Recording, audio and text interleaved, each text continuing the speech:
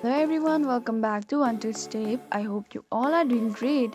So in today's video, I'm gonna guide you through the tutorial video of how to sign into Twitch. So you can sign into Twitch from your PC, computer, laptop or mobile phone. You can also sign into Twitch from the application of Twitch.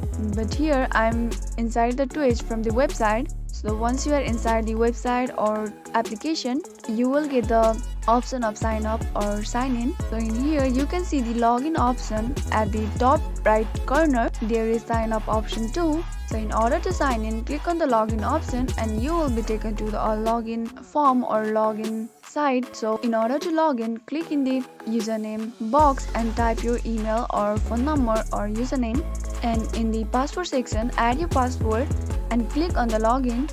And if you haven't created any Twitch account yet, then you can also create your account by clicking on don't have an account, sign up. So once you have done adding your password and email or username, you can click on login option and you will be successfully signed into Twitch. So this is how easily you can sign into Twitch. If you found the video to be helpful, please do not forget to subscribe to our channel and also press the notification bell for more updates. I'll see you again in next video. Goodbye till then.